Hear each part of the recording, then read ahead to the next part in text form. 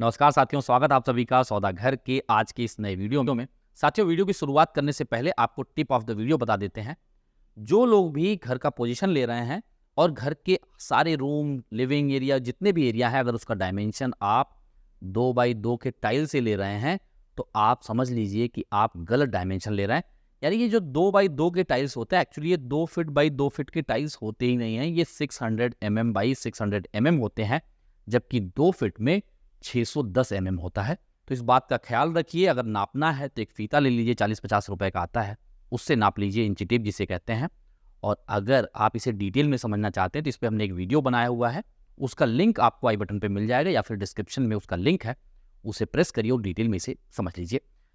ये है आपका न्यूज़ सेशन, जिसमें कोशिश करते हैं आपको रियल एस्टेट से जुड़ी कुछ खबरें आपके सामने लाई जाएं, जिससे आपको तमाम जानकारियां मिल सकें। और लगातार जो प्रेम, जो आशीर्वाद आप सौदागर पर बरसा रहे हैं, इस पे भी बरसाए रखें। वीडियो को लाइक शेयर कर दें और लगातार अच्छे कंटेंट देखने के लिए अपने चैनल सौदागर को सब्सक्राइब करके बेल आइकन प्रेस करना ना भूलें। सबसे पहले खबर की तरफ बढ़ते साथियों, ये अच्छी खबर है। जो पुणे का मेट्रो लाइन 3 है, जो कि पीएमआरडीए बना रही है, यहाँ पर ट्रायल रन स्टार्ट होने वाला है। इसी महीने के अंत तक जो है 3 जो है मेट्रो कार आने वाले हैं और उस पर सबसे पहले ट्रायल किया जाएगा। आपको बता दें, जो ये पूरा आपका हिंजौड़ी से लेके छत्रपति शिवाजी नगर तक का जो मेट्रो लाइन है, यहाँ पे 55% काम कंप्लीट हो चुके हैं ओवरऑल पूरे रूट पे। लेकिन कुछ ऐसे सेक्शन है, अगर आप मेगापोलिस सर्कल हिंजौड़ी से देखेंगे, जो कि आपका बानेर होते हुए आगे बढ़ रहा है, तो यहाँ पे वायडक्ट के काम के साथ साथ जो ऊपर का लाइनिंग का काम है वो भी स्टार्ट कर दिया गया है।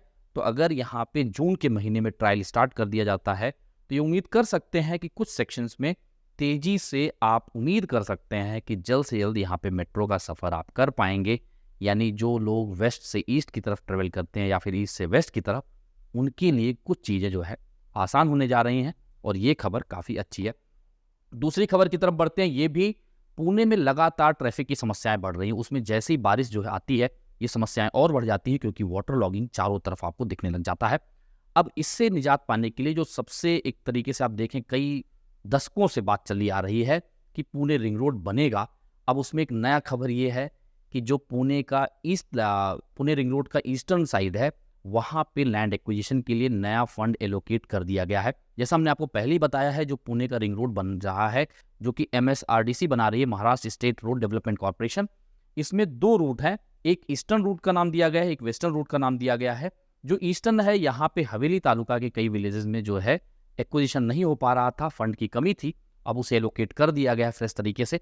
तो आप उम्मीद कर सकते हैं कि आने वाले समय पे एक्विजिशन कंप्लीट हो जाएगा, क्योंकि वेस्टर्न रूट पे 60% से ज़्यादा जो है लैंड एक्वायर हो चुके हैं। तो अगर लैंड एक्वायर हो जाएगा, फिर ये जो काफ़ी लंबे समय से पेंडिंग ये प्रोजेक्ट है, ये उम्मीद कर सकते हैं कि ग्राउंड पे जल्द से जल्द जो है उतर पाएगा। अगली खबर की तरफ बढ़ते हैं साथियों। ये है पुणे एयरपोर्ट से जुड़ा हुआ। पुणे एयरपोर्ट पे आप लंबे समय से सुन रहे होंगे कि 10 मार्च के आसपास इनॉग्रेशन भी हुआ था। जो नया टर्मिनल है, जहाँ पे नई चेकिंग व्यवस्थाएं की गई हैं, अभी तक वो पूरी तरीके से फंक्शनल नहीं हो पाया है। लेकिन इसी बीच ये खबर आ रही है, जो पुरानी बिल्डिंग है, जिसको कि आप लोग देखते हैं और कई बार आप लोग कंप्लेन भी करते हैं, उसके रेनोवेशन के लिए फंड एलोकेट कर दिया गया है।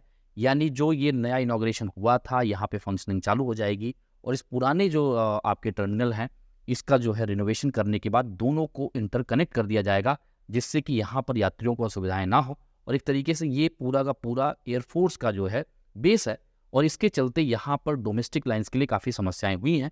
अब उम्मीद करते हैं कि रिनोवेशन के साथ अगर इसे इंटरलिंक कर दिया जाता है तो आने वाले समय पे चीज़ें काफ़ी आसान हो जाएंगी।